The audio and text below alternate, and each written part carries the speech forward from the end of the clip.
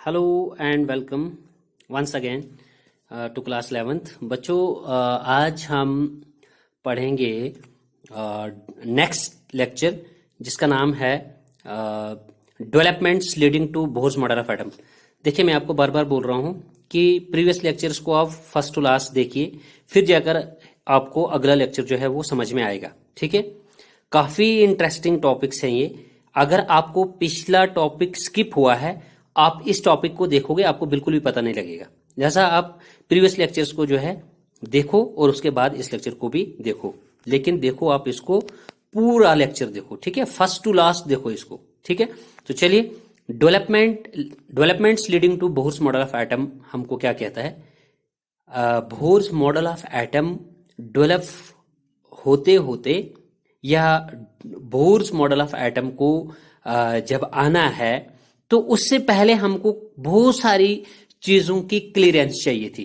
ठीक है, जैसे हम बोलेंगे कि Rutherford's model of atom was further improved. जो रदरफोर्ड का मॉडल था एटम का, वो थोड़ा इंप्रूव हो गया। ठीक है, उसमें थोड़ा मॉडिफिकेशन हुआ, इंप्रूव किया गया उसको। किसने किया इंप्रूव उसको? नील बोहर ने। क्यों? बोहर ने तो अपना मॉडल ऑफ एटम दिया था ना, लेकिन इस नील बोहर ने जब इस रदरफोर्ड्स मॉडल ऑफ एटम को थोड़ा सा इंप्रूव किया तो इसने क्या किया? Two important factors which played an important role in the formulation of Bohr's model of atom were, यानी हम बोलेंगे कि ऐसी कौन सी चीजें हैं जो डेवलप कर रही हैं, जो रेस्पॉन्सिबल बन रही है for the development of the Bohr's model of atom. और वो है, जैसे यहां पर लिखा हुआ मैंने, नेचर ऑफ इलेक्ट्रोमैग्नेटिक रेडिएशन। आप यूं जहन में रख लीजिए, ड्यूअल नेचर ऑफ रेडिएशन। हमने इसमें क्या देखना है? इलेक्ट्रोमैग्नेटिक रेडिएशंस की नेचर का मतलब क्या है कि जो इलेक्ट्रोमैग्नेटिक रेडिएशंस ऑफ लाइट हैं उनका ड्यूअल नेचर है। ड्यूअल का मतलब, जैसे आपका मोबाइल होता है, सेल फोन होता है, आप बोलते हो ये ड्यूअल सिम वाला है। ड्यूअल सिम मतलब जिसमें आपकी दो सिम्स लगती हैं, एक ही फोन में आपकी दो सिम कार्ड्स लग सकते हैं, ड्यूअल। ठीक है, मतलब बियरिंग टू कैरेक्टर। ओके, तो यहां पर भी आप इसी तरह से बताएंगे कि यहां पर जो इलेक्ट्रोमैग्नेटिक रेडिएशन ऑफ लाइट होगी, ठीक है, तो उसकी ड्यूअल नेचर का मतलब है कि वो लाइट बिहेव करेगी एज अ वेव भी और एज अ पार्टिकल भी। तो उसी को हम स्टडी करेंगे, आगे डिस्कस करेंगे। और दूसरी चीज कि the atomic spectra can only be explained bye assuming the quantized electronic energy levels in an atom.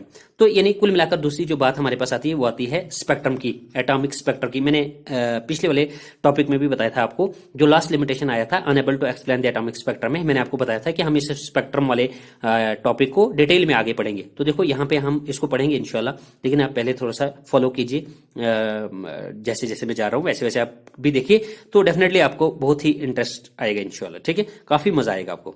तो चलिए हम आगे बढ़ते हैं। यहां पर आप बात करते हैं, कुल मिलाकर हमको अब इस चीज का पता चल रहा है कि यहां पर हमको सबसे पहली डेवलपमेंट जो है वो पढ़ना है ड्यूअल नेचर ऑफ रेडिएशन। अच्छा, ऐसा भी होता है कि जो हमने इलेक्ट्रोमैग्नेटिक रेडिएशन या सिंपली जो हमने लाइट देखी थी, इसकी ड्यूलिटी भी हुआ करती है? हाँ जी, हाँ जी, बिल्कुल होती है।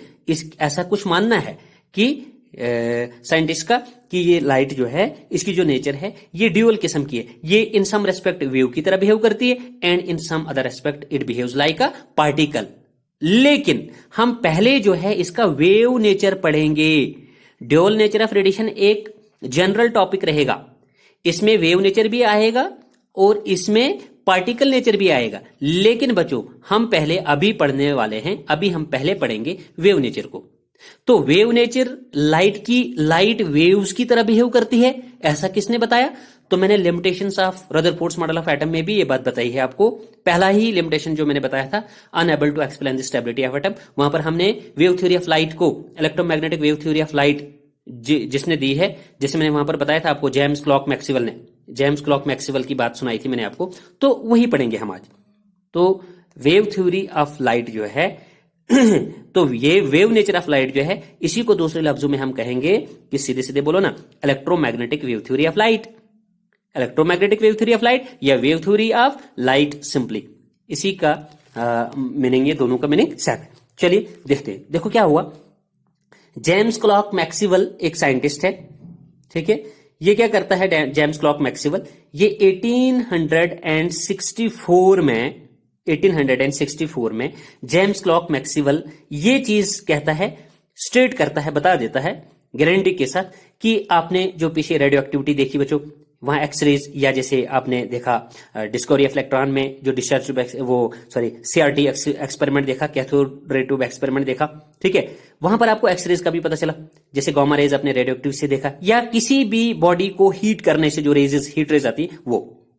ये कह रहा है जेम्स क्लॉर्क मैक्सवेल में एक अलग सा कंसेप्ट कहता है ये 1864 में, ये कह रहा है कि X rays, gamma rays, heat rays etcetera etcetera, इस किस्म की रेज क्या करती है, एमिट, एमिट मतलब छोड़ती हैं, निकलती हैं इनसे energy continuously in the form of radiations, ठीक है। जैसे मैंने कल भी बताया था कल के लेक्चर में कि ये रेडिएशंस की शक्ल में कंटिन्यूअसली क्या कर रहे होते हैं बच्चे, इस किस्म के रेजेस ये एनर्जी एमिट करती रहती हैं, ठीक है, in the form of radiations कहो या in the form of waves कहो, दूसरे लफ्जों में।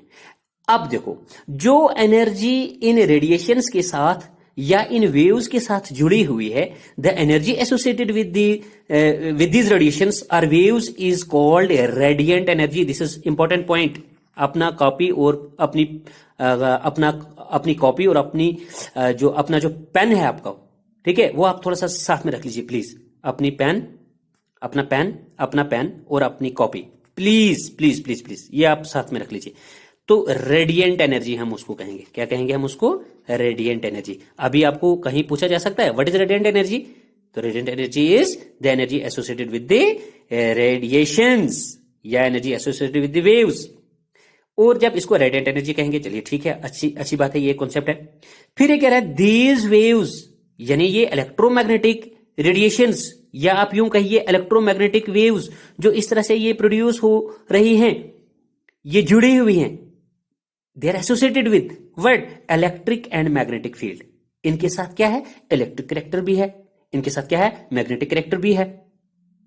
क्या है इनके साथ, they are associated with both electric and magnetic fields, so that, इस तरह से कि इसी बेसिस पर, क्योंकि इनमें इलेक्ट्रिक कैरेक्टर भी है, मैग्नेटिक कैरेक्टर भी जुड़ा हुआ है इनके साथ, तो इस बेसिस पे हम ऐसी इलेक्ट्रोमैग्नेटिक ऐसी रेडिएशंस को हम इलेक्ट्रोमैग्नेटिक वेव्स या इलेक्ट्रोमैग्नेटिक रेडिएशंस कहते हैं। और इलेक्ट्रोमैग्नेटिक जो लिटरल आपको ये टर्म है, इसमें इलेक्ट्रो से मतलब है इलेक्ट्रिक फील्ड या इलेक्ट्रिक कैरेक्टर, और मैग्नेटिक से मतलब है मैग्नेटिक फील्ड या मैग्नेटिक कैरेक्टर। इसका मतलब दोनों इन रेडिएशंस के अंदर, जिन रेडिएशंस में इलेक्ट्रिक कैरेक्टर भी और मैग्नेटिक कैरेक्टर भी हो पाया जाए, उन्हीं रेडिएशंस को हम इलेक्ट्रोमैग्नेटिक रेडिएशंस कहते हैं। जैसे कि आपकी गामा रे है, यह रेडियो एक्टिविटी के फिनोमेना में भी आपको मैंने बड़े अच्छे से बताया था। तो this theory of radiation was called, तो इस रेडिएशन के ऊपर जो ये थ्योरी दी जेम्स क्लॉर्क मैक्सवेल ने 1864 में, तो इसी को कहा जाता है, this theory is called electromagnetic wave theory या वेव थ्योरी ऑफ लाइट कहते हैं। ये एक ब्रीफ ओवरव्यू था जिसको आपने अपने जहन में रखना है। उसके बाद अब जो इंपॉर्टेंट पॉइंट्स इसके हैं, जिन्हें हम पोस्टुलेट्स कहते हैं, वो आपने याद तो रखने ही रखने हैं। तो what are the various postulates of this electromagnetic theory, these are, first point है, याद रखना ही रखना है बच्चों। ये जो रेडिएशंस हैं, ठीक है, ये क्या करती हैं, दे एमिट एनर्जी, यानी इलेक्ट्रोमैग्नेटिक रेडिएशंस जो हैं ये एमिट करती, एनर्जी छोड़ती रहती हैं कंटिन्यूअसली। वो भी ये नहीं कि इनमें कोई wave theory of light continuity की बात कर रही है, ये कह रही है कि इलेक्ट्रोमैग्नेटिक रेडिएशंस जो हैं इनसे एनर्जी क्या हो रही है, लगातार कंटिन्यूअसली निकलती रहती है, ठीक है, in the form of waves बोलो या in the form of radiations बोलो, जिसको अभी आपने ऊपर रेडिएंट एनर्जी बताया सर, वो एनर्जी रेडिएंट एनर्जी होती है, ठीक है। ये पहला पॉइंट है, इंपॉर्टेंट है, याद रखना है। दूसरा पॉइंट क्या आ रहा है, दीज रेडिएशंस कंसिस्ट ऑफ, दूसरा postulate wave theory of light का है कि ये जो इलेक्ट्रोमैग्नेटिक रेडिएशंस है ये कंसिस्टेड है, मतलब ये बनी हुई है, इनके अंदर मौजूद है इलेक्ट्रिक एंड मैग्नेटिक फील्ड, ठीक है, विच ऑसिलेट, ये बड़ा इंपॉर्टेंट पॉइंट अब आ रहा है, विच ऑसिलेट मतलब ये इलेक्ट्रिक और मैग्नेटिक फील्ड जो इलेक्ट्रोमैग्नेटिक रेडिएशन के अंदर होता है, ये ऑसिलेट होता है परपेंडिकुलर टू ईच अदर भी, ठीक है, as well as to the direction of the propagation of the wave. ये मैं थोड़ा आपको पॉइंट ऐसे समझाता हूं, देखिए आप ऐसा मान लीजिए कि यहां पर हमारे पास कुछ, अगर हम सपोज करते हैं कि ये एक आपका इलेक्ट्रोमैग्नेटिक रेडिएशन है, उसके अंदर चूंकि इलेक्ट्रिक कैरेक्टर भी है, इलेक्ट्रिक फील्ड भी है, हम मानते हैं कि सर ये वेव कुछ इस तरह से आती है, ठीक है। और दूसरा बताएंगे कि सर दूसरा जो है हमारे पास मैग्नेटिक कैरेक्टर भी इसके अंदर है, तो मैग्नेटिक फील्ड की जो वेव होगी इसकी, वो कुछ आप यूं कुछ भी मान लीजिए, ठीक है, कुछ इस तरह से है, ठीक है, एंड सो ऑन। कहने का मतलब ये है कि यहां पर जो ये इलेक्ट्रिक और ये जो तुम्हारे पास मैग्नेटिक फील्ड है, ये जब ऑसिलेट करेंगी, तो ये एक दूसरे की परपेंडिकुलर आएंगी। आप समझ रहे हैं मेरी बात को? ये क्या आएंगी? इलेक्ट्रिक और मैग्नेटिक फील्ड जो प्रेजेंट हैं कहां पर? इस इलेक्ट्रोमैग्नेटिक रेडिएशन में, तो ये क्या आ जाएंगी? ये एक दूसरे की परपेंडिकुलर है। यानी अगर इलेक्ट्रिक फील्ड ऐसे है तो मैग्नेटिक फील्ड इसके ऐसे होगी, जो क्या बनाएंगी? 90 डिग्री का एंगल बनाएंगी आपस में, यानी परपेंडिकुलर जो मतलब होता है।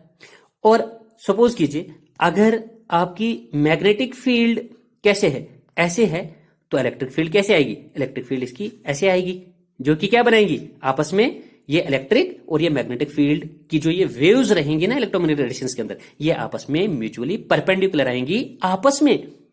और फिर तीसरी बात है, they are also perpendicular to the direction of the propagation of waves.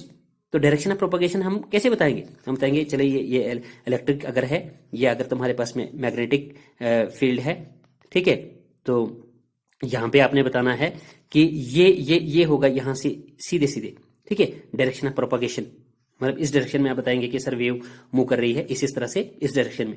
तो एक तो ये आपस में भी इलेक्ट्रिक और मैग्नेटिक फील्ड एक दूसरे के परपेंडिकुलर है, और दूसरी चीज ये direction of propagation of wave जो है उसके भी ये क्या होंगी? परपेंडिकुलर होंगी। होप कि आपको ये क्लियर हुआ होगा। चलिए आगे बढ़ते हैं। ये रेडिएशंस जो हैं ये क्या करते हैं? इलेक्ट्रिक और मैग्नेटिक फील्ड इनके साथ एसोसिएट होता है, और ये ऑसिलेट होता है perpendicular to each other as well as to the direction of propagation of the radiation. मैंने आपको ये बता दिया। ये 2 पॉइंट हो गए। उसके बाद है दीज रेडिएशंस या दीज वेव्स बोल सकते हो, do not require any material medium for their propagation.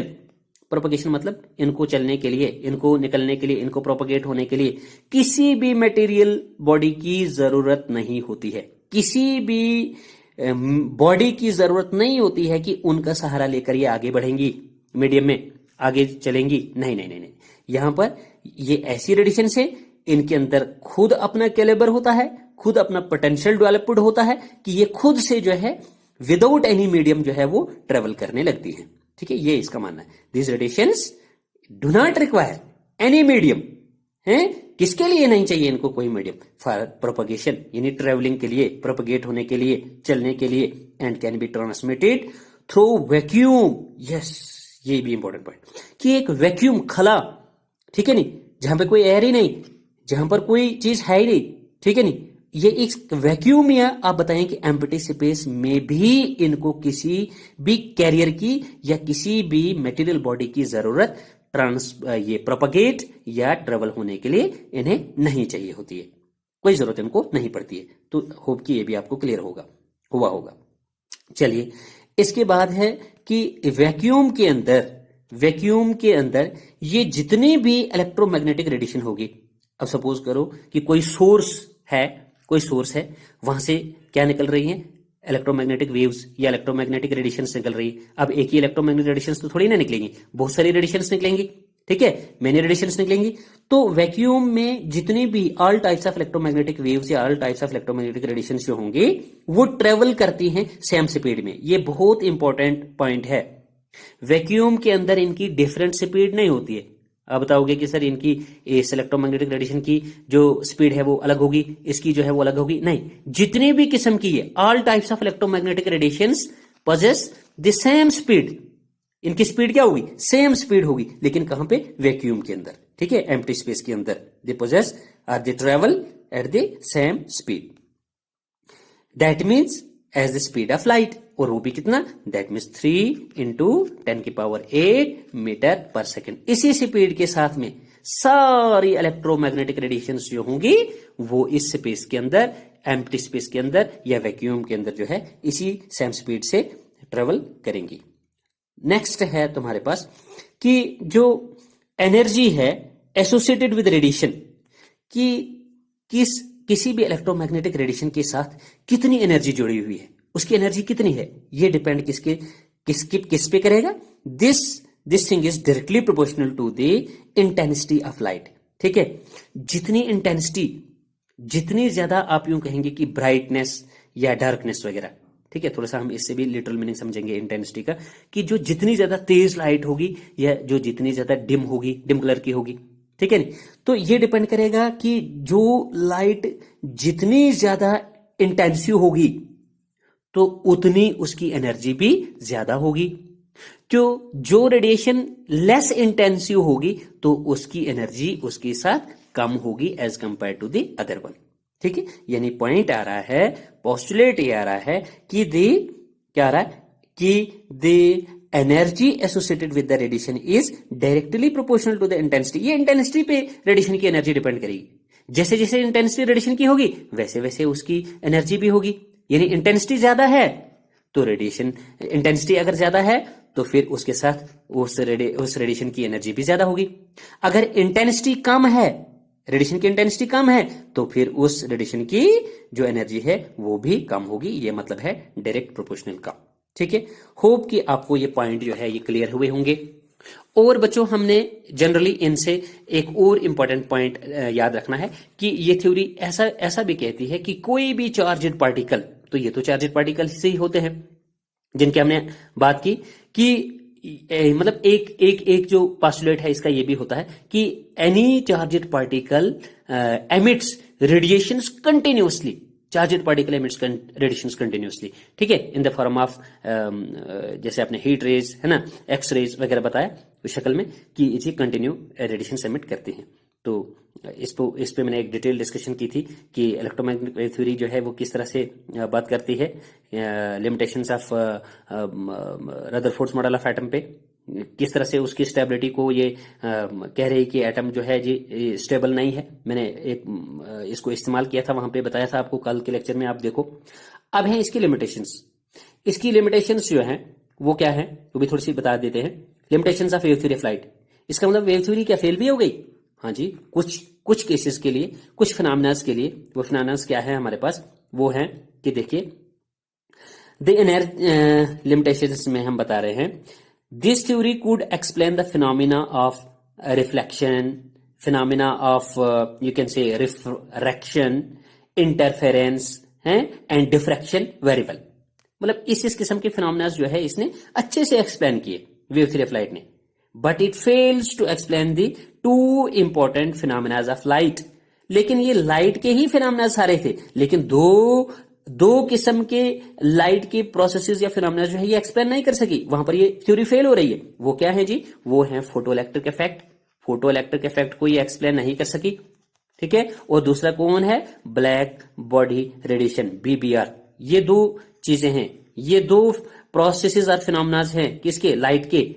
ठीक है, बाकी सारे प्रोसेसेस को ये एक्सप्लेन तो कर सकी, जैसे रिफ्लेक्शन, रिफ्रैक्शन है या फिर इंटरफेरेंस है या डिफ्रैक्शन। लेकिन two important phenomena of light, photo electric effect and black body radiation was not explained by wave theory of light and hence got some limitations in this sense। ठीक है, तो कुछ limitations ये मानी गई कि आप अगर लाइट के ही फिनोमेना को एक्सप्लेन करके अपने पॉइंट्स या पोस्टुलेट्स बता रहे हैं तो फिर आप यहां पर फेल क्यों हो रहे? ठीक है, इन फिनोमेना को आप एक्सप्लेन क्यों नहीं कर सकते? तो ये कुछ लिमिटेशन रही इसकी। इसके अलावा और भी कुछ लिमिटेशंस हैं इसकी, वो भी हम बोलते हैं। ठीक है, वो है जैसे मान लीजिए कि this theory also fails to explain the variation of heat capacity of the solids. ठीक है, कि सॉलिड के अंदर किस किस्म की हीट कैपेसिटी है as a function of temperature. ठीक है नहीं, इसका भी कोई एक्सप्लेनेशन जो है इसने नहीं दिया कि सॉलिड्स में हीट कैपेसिटी जो है टेम्परेचर के विद कैसे कैसे कितनी कितनी क्या है, किस किस्म का है, इस किस्म का कोई वेरिएशन ये नहीं दे पाई, तो फेल हो गई। और इंपॉर्टेंट लिमिटेशन जो है इसकी वो ये आ रही है कि it also could not explain the line spectra of atoms, लेकिन किसके साथ? With special reference to the hydrogen atom. क्या बता रहा हूं मैं? देखो मैंने आपको पीछे भी बताया था कि ये एक्चुअली क्या बता रही थी, वेव थ्योरी ऑफ लाइट का मानना था कि जो एटम का स्पेक्ट्रा है, एटम का स्पेक्ट्रम जो है ये कंटिन्यूअस होता है। जिस भी किस्म का कलर बैंड उसके पास है वो सारा का सारा जो है हमारा आ जाता है, स्पेक्ट्रम की शक्ल में आ जाता है। वो डिफरेंट कलर्स हमको दिख जाते हैं जी कंटिन्यूअसली।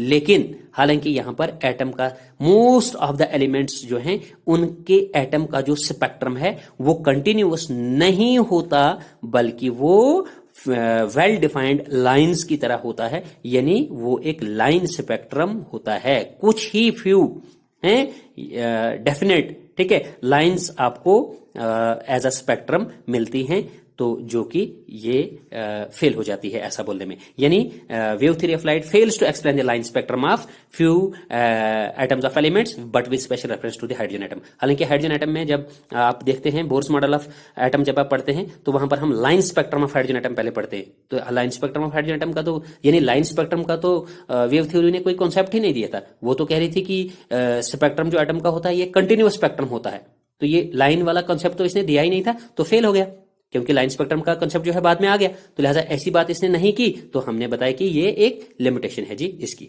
तो होप कि आपको ये क्लियर हुआ होगा। तो बच्चों आज के लेक्चर में बस इतना ही।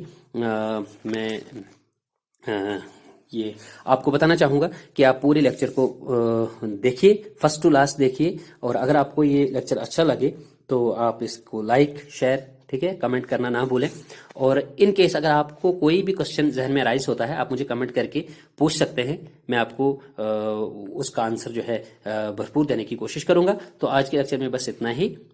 खुदा हाफिज और take care, stay safe and stay fit, stay safe, good bye.